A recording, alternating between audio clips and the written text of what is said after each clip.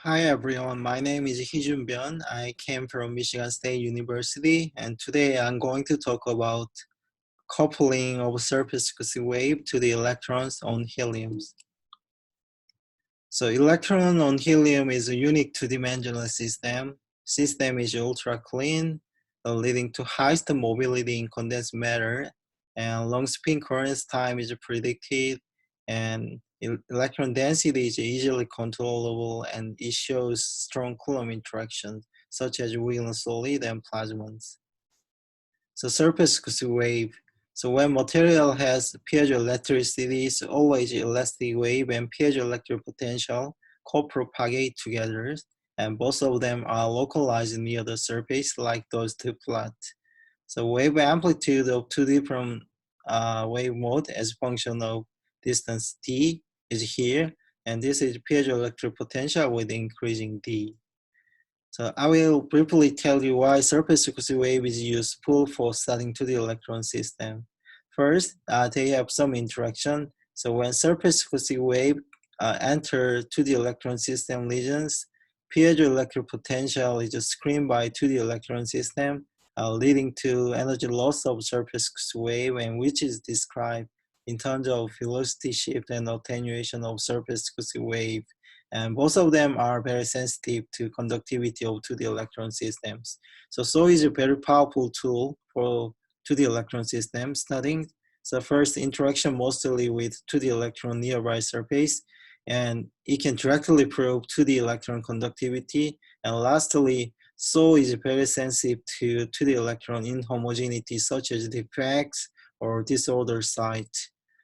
For the case of gallium arsenide and graphene, this SAW technique is very successful, especially in studying quantum Hall effect and metal insulator transition.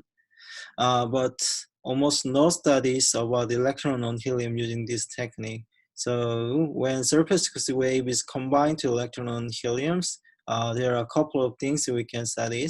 So first thing is 2D meltings, which is some topological defect associated phase transition, and conductivity of system is dramatically changed.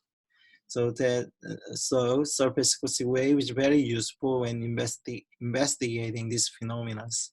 Also, inter-electron distance is very easily controllable in electron on helium system, and standing surface acoustic wave can provide some time-varying periodic potential, so they can give us opportunity to study some commensurate and incommensurate transition under dynamic potential.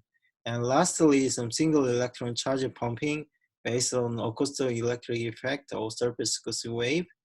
There can be a novel way to isolate single electron, which is the first step to realize electron on helium-based qubit. So today I will mainly focus on surface acoustic wave coupling to electron liquid, and at the end I will briefly mention about acoustic electric effect in electrons on helium systems. So this is our device. So substrate is gallium arsenide, and there are two identical IDTs which create and receive surface acoustic wave.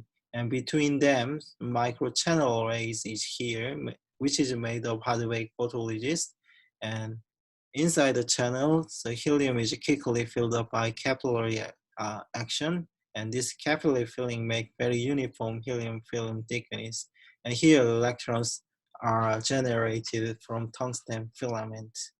So using this device, we can measure low frequency transport along this channel, and also we can study some coupling between surface acoustic wave and electron on helium at the center regions.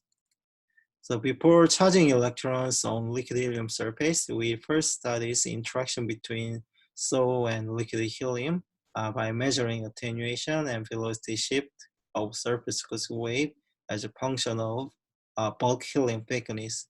Here, bulk helium thickness indicate the height of lower lying helium reservoir here.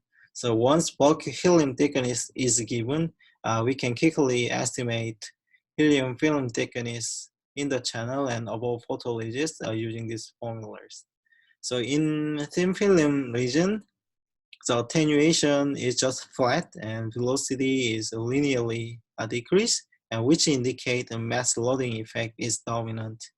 And bulkalism, so both attenuation and velocity seems to be constant. So now we spray electrons onto liquid helium surface and measure low frequency transport and saw electron on helium couplings.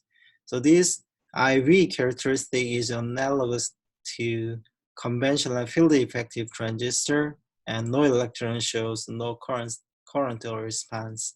So more interestingly, so attenuation of surface acoustic wave shows some resonance characteristic when electron density is increased with gate voltage sweep. And once electrons are removed, there is no characteristic behavior anymore, which means that such a characteristic behaviors comes from the coupling between electron on helium and surface acoustic wave. So we did the same measurement with a different helium thickness. Like this picture, we increase bulk helium level and electron layer and helium film level goes up together, and then we measure attenuation of surface wave. So the height of attenuation peak gets smaller and smaller when helium level is increased, which means that coupling between SAW and electron on helium is localized near the surface of gallium arsenide substrate. Also, you can see that there is a positive shift of this attenuation peak, and it can be understood from a mobility change and loss of electrons. So here, the higher helium level shows smaller current and more positive shift of threshold gate voltage, which means that both mobility and the number of electrons decrease with increasing helium thickness. So from this relation, Nm and sigma m indicate characteristic electron density and characteristic conductivities of surface wave for maximum attenuation, and here is mobility. So decreased mobility makes bigger Nm. For maximal attenuation, we should reach bigger Nm.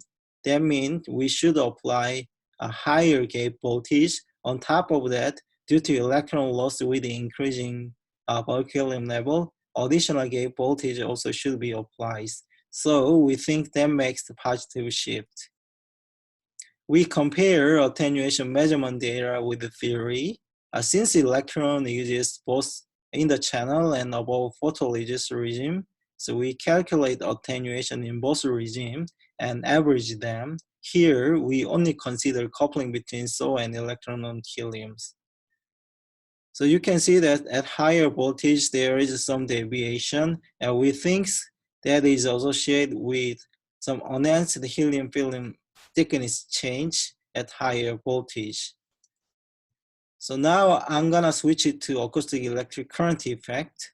So this effect comes from some traveling SAW potential. Traveling SAW potential can trap and transport charge. So this effect is observed in many low-dimensional systems. So recently we demonstrate this effect in electrons on helium for the first time. And this is our measurement scheme. Acoustic electric current is capacitively detected through one of three underlying electrodes. So this is our measurement data 2D plot.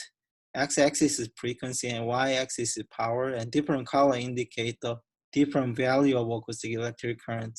So both gallium arsenide and lithium niobate show some linear relationship between acoustic electric current and power, which is a typical feature of acoustic charge transport. The value of current for gallium arsenide is 2 order of magnitude smaller than the lithium niobate case. That is associated with huge difference in piezo coupling coefficient of gallium arsenide and lithium niobate. And this is my conclusion. We first studied interaction between SAW and liquid helium, and mass loading effect is dominant in thin film regime. And next we studied SAW and electron on helium coupling, and we saw that some attenuation behaviors as electron density change and theory and measurement show a good agreement. And my future plan is studying weak and solid coupling and response to phase transition. And at the end, I briefly mentioned about acoustic electric transport in electron on helium. Current and power show some linear relation, and the current value is very different to very different piezo coupling constant.